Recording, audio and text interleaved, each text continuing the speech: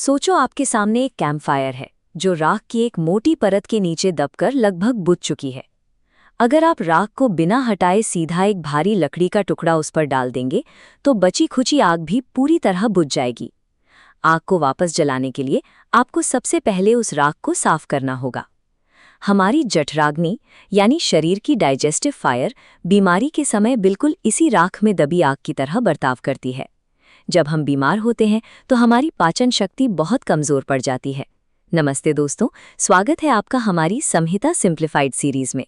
आज हम सूत्रस्थाना का चैप्टर 2 पढ़ेंगे, जिसका नाम है अपामार्ग तंडुलीय अध्याय। अपनी नोटबुक निकाल लीजिए, क्योंकि आज हम चरक संहिता के एक बहुत जरूरी सिद्धांत को समझेंगे। इस चैप्टर का नाम 2 शब्दों से बना है।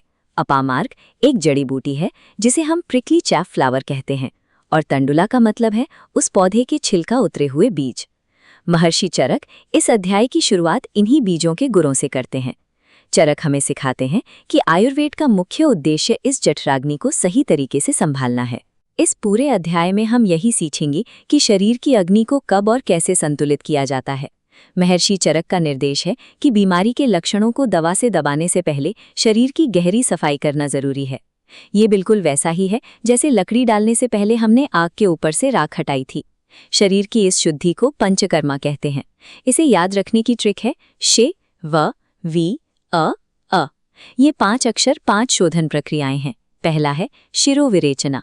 नाक के माध्यम से औषधि देकर सिर, कान, नाक और गले की बीमारियों को ठीक किया जाता है। नस्या औषधि के लिए अपमार्गा, इसके साथ पिप्पली और मरीचा का इस्तेमाल होता है।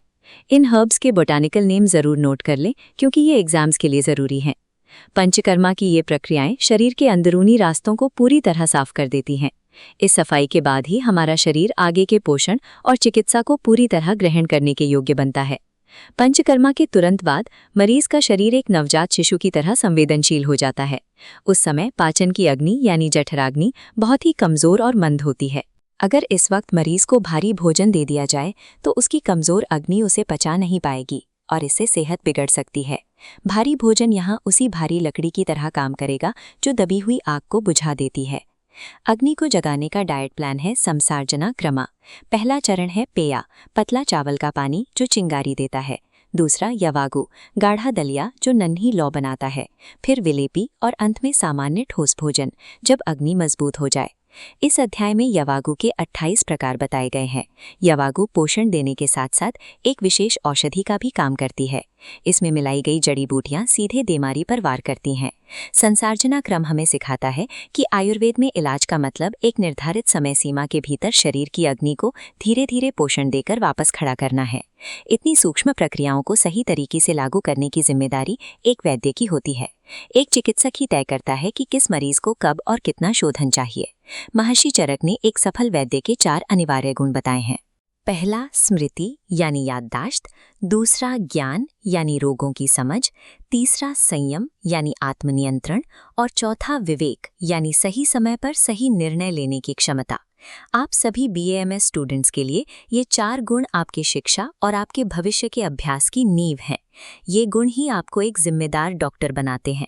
उत्तम औषधियाँ और सटीक डाइट चार्ट तभी सफल होते हैं जब डॉक्टर अपनी सूझबूझ और संयम से उनका सही समय पर प्रयोग करता है। चलिए अब हम इस पूरे अध्याय की मुख्य बातों को दोहरा लेते हैं ताकि आपके नोट्स पूरे हो सकें। इस स्लाइड को ध्यान से देखिए। हमने अपामार्ग तंडुलीय अध्याय में पंचकर्म की औषधियों, संसर्जन क्रम के डाइट प्लान और एक आदर्श वैद्य के 4 गुणों के बारे में विस्तार से पढ़ा। ये इस चैप्टर के सबसे महत्वपूर्ण बिंदु हैं। अगर आपको चरक संहिता समझने का ये तरीका मददगार लगा तो चैनल को सब्सक्राइब जरूर करें। इस वीडियो को लाइक करें, अपने सहपाठियों से शेयर करें। आपके जो भी सवाल हों उन्हें कमेंट्स में लिखें। याद रखिए, आयुर्वेद की गूढ़ विषयों को समझना तब आसान हो जाता है जब हम उनके पीछे के तर्क को समझ लेते हैं। अगली वीडियो में हम अरागवधिया अध्याय के बारे में बात करेंगे। तब तक पढ़ते रहिए। जय आयुर्वेद।